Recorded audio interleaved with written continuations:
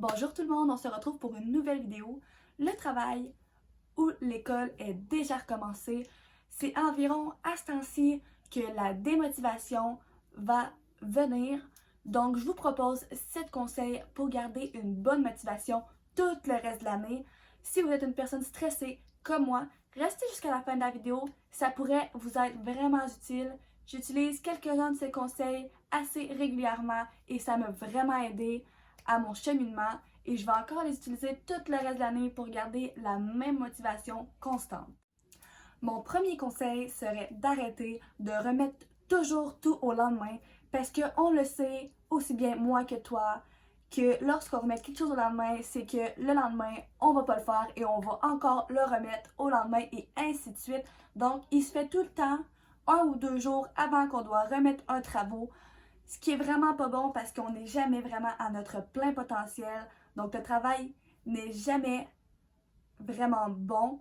Donc ce que je vous conseille, c'est exemple, dès que vous avez le travail, de commencer tout de suite et de vous dire je vais faire un petit 5 minutes aujourd'hui parce qu'on le sait tous les deux que le 5 minutes, tu vas oublier que ça va faire 5 minutes. Donc tu vas en faire beaucoup plus et ton travail va beaucoup plus avancer vite. Donc tu vas pouvoir avoir une meilleure note parce que tu vas l'avoir plus élaboré. Mon deuxième conseil serait de mettre du positif dans les tâches qui vous plaisent moins parce que si on met du positif dans ces tâches-là, notre cerveau va assimiler l'information et il va commencer à trouver tous les points positifs et il va moins voir les points négatifs, ce qui va faire en sorte que le temps va passer beaucoup plus vite et non moins vite. Donc, dans le cas inverse, c'est là qu'on aurait trouvé le temps plus plate et, exemple, à l'école, si c'est un cours et que tu le trouves vraiment plate, tu vas pas écouter du tout. Donc là, tu n'apprendras pas puisque tu n'aimeras pas ça et tu ne vas vouloir rien assimiler. Donc, en disant des points positifs de ce cours-là, tu vas commencer davantage, peut-être pas à l'aimer, mais à juste y aller sans que ça te dérange. Donc, tes notes vont vraiment s'améliorer.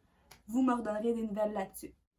Mon troisième conseil serait de trouver des personnes qui vous soutiennent parce que lorsque quelqu'un nous soutient, il nous donne un peu plus confiance en nous, ce qui va faire en sorte qu'on va être encore plus motivé. Mais rappelez-vous aussi de donner du soutien à d'autres personnes parce que le soutien ne vient pas tout seul, c'est souvent une relation entre deux personnes. Donc les deux personnes se soutiennent mutuellement et n'oubliez pas que ça peut vraiment aider quelqu'un de le soutenir. Donc on vous encourage à soutenir des personnes et comme ça, il va vous soutenir en retour parce que c'est vraiment important. Lorsqu'on sait qu'on est important pour quelqu'un puis qu'il croit en nous, on commence à croire en nous aussi. C'est vraiment la base de la base. Mon quatrième conseil serait de se rappeler de vos objectifs au quotidien parce que si on se rappelle pourquoi on travaille si dur, on va vouloir encore plus travailler dur et continuer. Exemple, moi, je voudrais devenir TES, bien, je mettrai les efforts pour le devenir quotidiennement et je me rappellerai chaque matin pourquoi je l'ai fait. Donc, ce qui fait en sorte que vous vous forcez au quotidien et que vous n'allez jamais être déçu des efforts que vous mettez par rapport à ça, puisque vous mettez exactement le nécessaire pour devenir qui vous voulez être. Mon cinquième conseil serait de ne pas être trop dur envers vous-même, parce que lorsque vous êtes trop dur envers vous-même, votre confiance en vous peut diminuer et c'est surtout pas ce qu'on souhaite puisqu'on veut réussir. Donc, on va plutôt encourager les points positifs. Même, exemple, vous avez eu un échec dans une matière, ben à place de vous décourager et d'être trop dur envers vous, essayez de comprendre pourquoi vous avez eu cette note-là et d'essayer d'améliorer les points qui ont fait en sorte que vous ne passiez pas.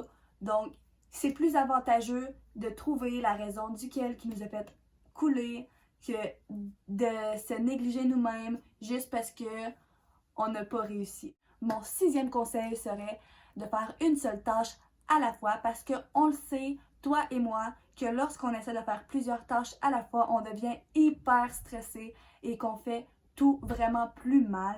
Donc, si on se concentrait seulement sur une tâche, on la ferait vraiment, mais vraiment bien. Donc, nos notes s'amélioreraient ou le travail serait vraiment meilleur et c'est ça qu'on désire. Mon septième conseil est probablement le plus important. C'est la base que vous devez avoir. Si vous n'avez pas ça, vous n'avez pas de concentration, vous pouvez pas bien écouter la matière que les profs vous donnent ou que les clients, quand ils essaient de vous parler, vous les écoutez aucunement. Donc, vous saviez que je parlais du sommeil. Le sommeil est vraiment important pour notre cycle. Donc, quand on dort mieux, on mange mieux et ainsi de suite. Donc, c'est vraiment important d'avoir un bon sommeil pour la concentration, mais aussi pour le bien de nous. On vous encourage à dormir vos heures maximum. N'oubliez surtout pas de rester vous-même et de vous amuser parce que si vous n'êtes pas vous-même, vous allez vous stresser à essayer d'être quelqu'un d'autre et vos amis vous aiment pour qui vous êtes et votre famille vous aime pour qui vous êtes.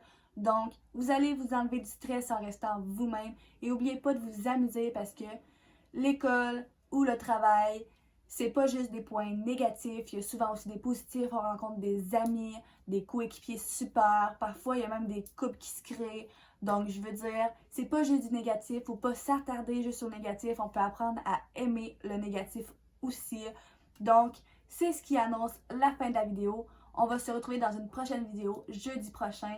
Là-dessus, je vous souhaite de passer une belle reste d'année scolaire, comme on peut dire, ou un reste d'année, une belle année 2020. Donc, bonne soirée à vous.